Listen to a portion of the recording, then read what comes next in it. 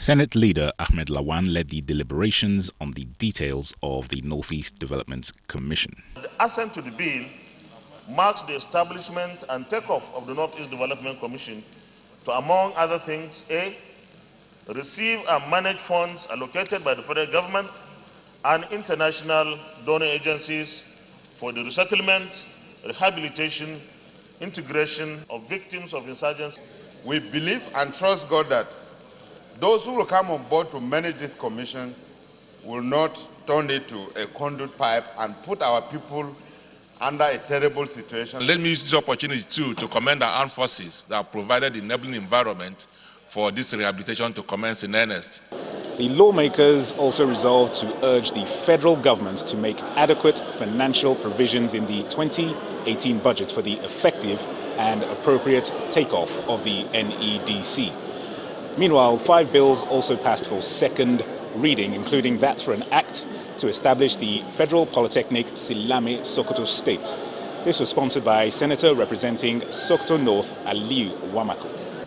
The establishment of this institution is informed by the imperative to create more access to higher technical education in view of the large number of qualified candidates who are annually stranded in their failed attempts in gaining admission into higher institutions in the northwest region of this country. A bill for an act to establish the Nigerian Tax Academy to provide training, develop standard curriculum for continued education of tax administrators and collectors to facilitate effective service delivery was sponsored by Senator Aliyu Sabi Abdullahi representing Niger North. Bill for an act to amend the Agricultural Research Council of Nigeria was sponsored by Senator representing Nasarawa West Abdullahi Adamu. Minority Leader Senator Godswill Akpabio sponsored a bill for an act to amend the Legal Practitioners Act of 2004. The bill seeks, amongst others, to give powers to the body of benchers to create many disciplinary committees for lawyers and to make it professional misconduct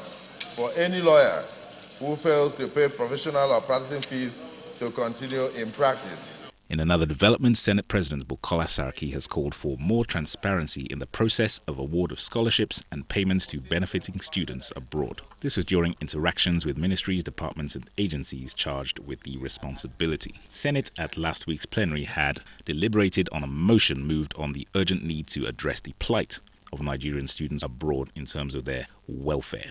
From the National Assembly, Dennis Adegunloye, NTA News.